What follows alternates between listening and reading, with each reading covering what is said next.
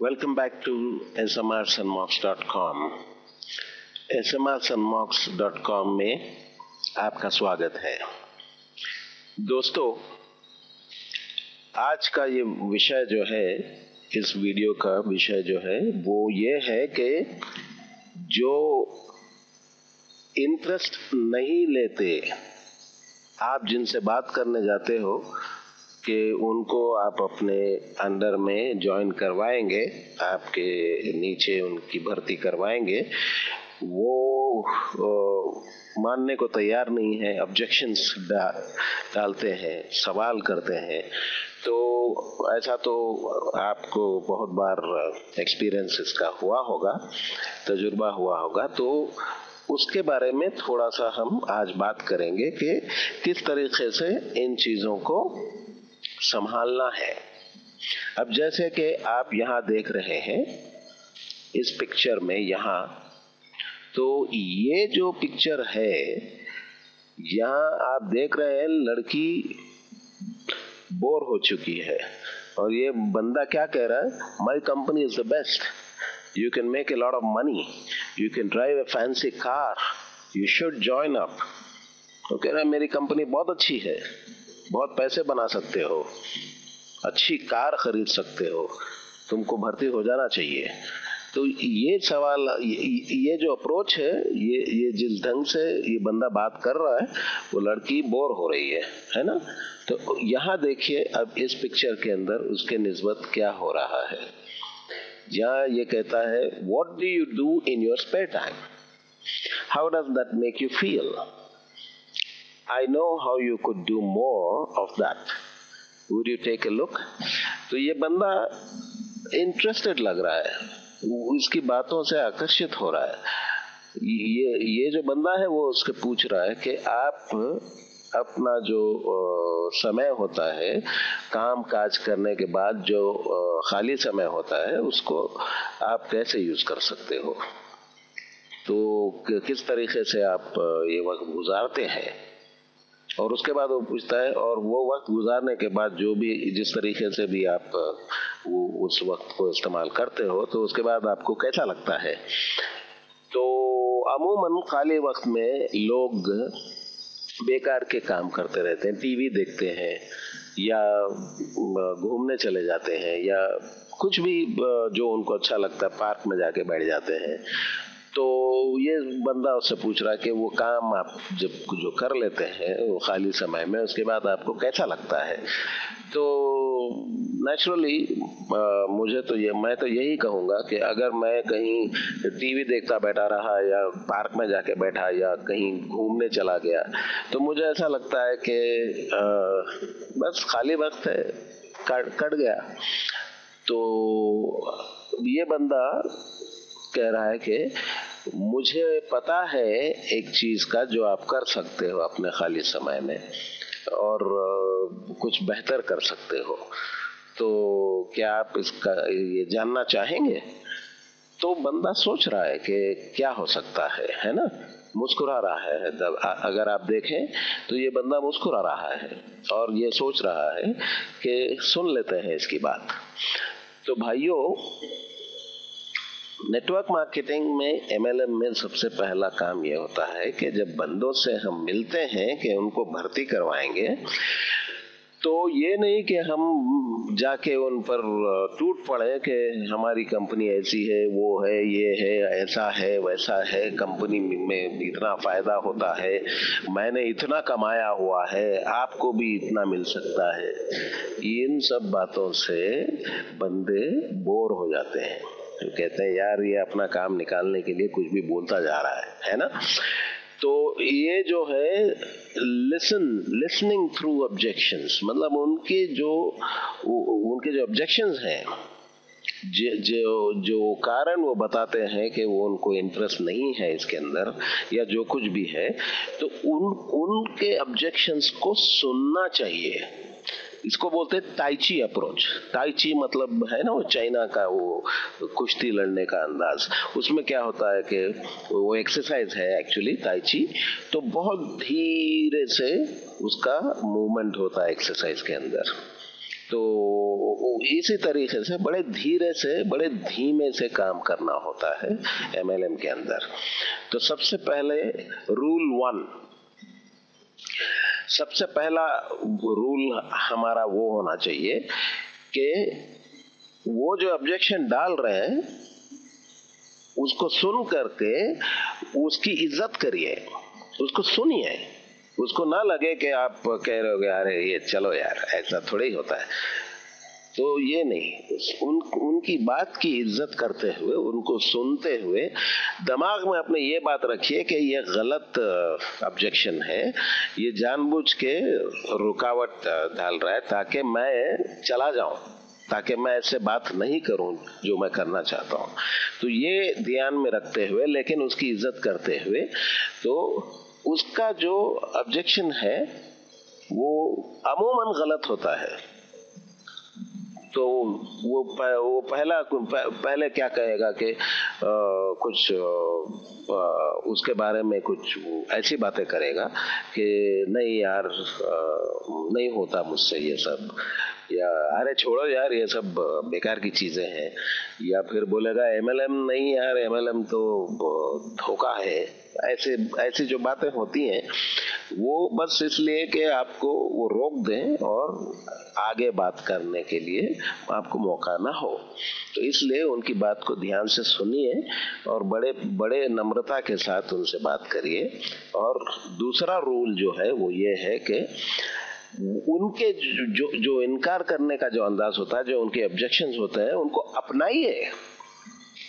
क्यों? कि अगर आप उनको अपना लेते हैं तो उनको जवाब क्या देना है इसके बारे में आप सोच समझ करके जवाब भी दे सकते हैं।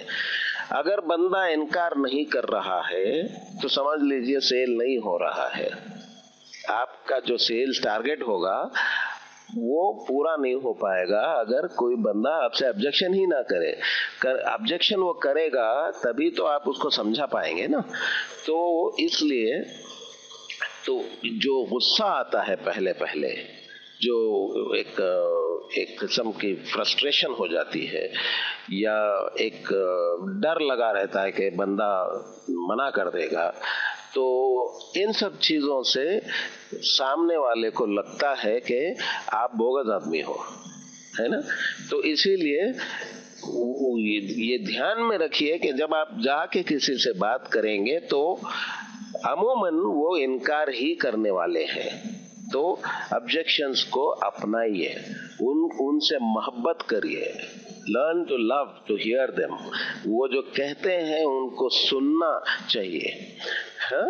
वो तो और एक बड़ा he become warmer, calmer and more confident as you hear them। तो उनसे सहानुभूति करिए, उनकी बातों को सुनिए, उनके साथ सहानुभूति करिए और उनको समझाइए। तो वो बंदा आपकी बात सुनने को तैयार होगा, क्योंकि तब उसको वो आपकी तरफ आकर्षित होता है।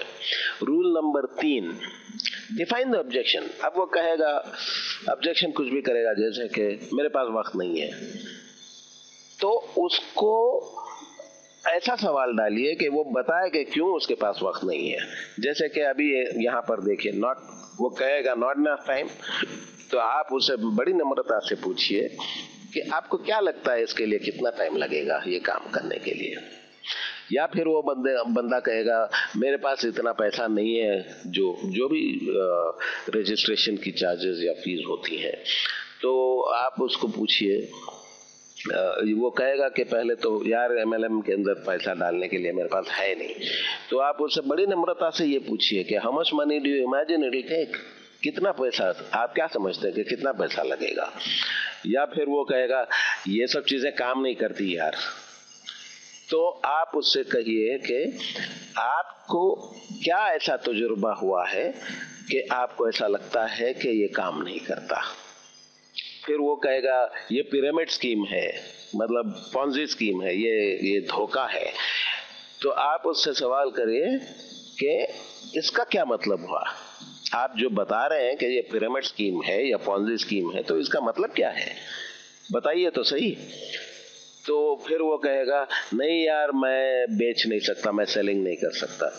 तो आप उससे पूछिए बेचने का क्या मतलब है। क्या बेचना चाह रहे हैं आप, इसमें बेचने जैसे क्या चीज है। तो कुछ भी ऐसे उसका जो ऑब्जेक्शन होगा उसके तुरंत ही उसको आप एक सवाल ऐसा करेंगे कि वो उस ऑब्जेक्शन को और दोहराए और समझाए हमें कि वो क्यों ऐसा ये कह रहा है, या फिर ऐसे असमंजस में पड़ जाए वो कि आपकी बात सुनने पर मजबूर हो जाए। हाँ, तो embellish the objection. Embellish the objection का मतलब क्या है कि सच्चाई के साथ उसकी बात को सुनिए। जरूर ये इस चीज को आप जरा जहन में बिठा लें कि सच्चाई के साथ उसका ऑब्जेक्शन अपनाइए और उसका जवाब दीजिए। उनको उनकी मदद करिए कि वो बताएं आपको कि उनके क्या ऑब्जेक्शन है, और आप उनसे जब बात करेंगे तो उनको ऐसा लगे कि बंदा मुझ में इंटरेस्टेड है, वो मेरी मदद करना चाहता है, वो समझे कि आप उसको ऐसी कोई चीज बताने जा रहे हैं जो उसकी जिंदगी में कुछ अहमियत रखने वाली है। तो उनके सवालों को समझने की कोशिश करिए। समझ गए ना आप? अच्छा, rule number 5, purge the objection. मतलब under every spoken objection is a fear और ए कंसर्न। मतलब क्या है इसका कि जब कोई बंदा कोई ऑब्जेक्शन देता है उसके पीछे कोई एक अनदेखा सा एक डर रहता है या कोई फिक्र रहती है कि ये होने वाला नहीं है। तो उसके ऑब्जेक्शन को पर्ज करिए, उसको निकाल फेंकिए उसके दिमाग से, उसको समझाइए। Listen and feel for it. Listen and feel for it मतलब उसकी बातों को सुनिए और दिल से सुनिए और समझिए। एड्रेस इट इन योर एम्बिलिशमेंट्स, और सच्चाई के साथ उसके जो भी ऑब्जेक्शंस हैं उनका जवाब दीजिए आप। और सच्चाई तब तक चलती रहनी चाहिए जब तक कि आप ये काम कर रहे हैं। तो वो शिफ्ट होगा, वो हंसेगा, वो हिलेगा, कुर्सी में बैठे बैठे हिलेगा। मतलब वो कुछ मतलब इजी लेने लग रहा है वो। अभी आपसे वो डर नहीं रहा है वो। अब मतलब कि यार ये कुछ बेचने आया है या ये कुछ मुझे पटाने आया है, ये बात उसके जहन से निकल जाएगी और वो फिर आपकी तरफ आकर्षित होने लगेगा, तो रिलैक्स होने लगेगा। उसका मतलब वही है कि वो रिलैक्स होने लगेगा। तब आपको एक बात ध्यान रखनी चाहिए कि objection is rarely true even for them. वो जो खुद बोल रहे हैं, जो ऑब्जेक्शन वो दे रहे हैं, वो अमूमन गलत होता है, ये वो भी जानते हैं। तो everybody can make time by prioritising. अगर कहता है कोई बंदा कि मेरे पास वक्त नहीं है, तो बहुत सारे दुनिया में ऐसे लोग हैं जो जिनके पास कोई वक्त ही नहीं होता कोई काम के लिए। क्यों? कि वो अपना प्रोग्रामिंग नहीं करते टाइमिंग का, कि प्रायोरिटाइज करना चाहिए कि मेरी प्रायोरिटी क्या है। मेरा पहला मकसद दिन में आज क्या करना है मुझे। आज सुबह मैं उठा हूँ, मुझे 9 बजे ऑफिस पहुँचना है। अगर काम करने वाले हैं आप, 9 बजे ऑफिस पहुंचना है, या फिर उससे भी पहले अगर होटल वाले हैं आप होटल चलाते हो तो आपका होटल तो सुबह 7 बजे खोल देते हैं। तो अगर आपको 7 बजे वहां पहुंचकर अपना होटल का काम शुरू करना है या 9 बजे ऑफिस में जाना है, तो आप कब उठोगे, कितना टाइम लगाओगे बाथरूम में, कितना वक्त गुजारोगे अखबार पढ़ने में, कब तक आप अपना नाश्ता करोगे और कब तैयार होकर के आप घर से निकलेंगे, है ना? तो ये प्रायोरिटाइजिंग होती है। तो जब बंदा प्रायोरिटाइज करने लगता है तब उसको पता चलता है कि फहरिस्त में नंबर 1 ये है, पहला काम मेरा ये है, दूसरा ये है, तीसरा ये है। इस तरीके से वो वक्त बना सकता है। कोई भी बंदा वक्त नहीं है मेरे पास ऐसा कहेगा तो ये झूठ बात है, क्योंकि वक्त तो निकाला जा सकता है। तो most people can get money for something they really want। अच्छा, वो कहता मेरे पास पैसा नहीं है। भैया, अगर आपको कोई चीज आप समझते हैं कि मुझे ये चाहिए, तो उसके लिए आप कहीं ना कहीं से तो पैसा जुटा ही लेते हैं, वो चीज आप खरीद ही लेते हैं। इसी तरीके से आप उसको समझाएं कि भैया ये जो पैसा है, ये एक छोटा सा इन्वेस्टमेंट आप कर रहे हो, एक बिजनेस करने जा रहे हो, इसमें आपका इतना फायदा होने वाला है, वगैरह वगैरह। तो everybody sells things they believe in.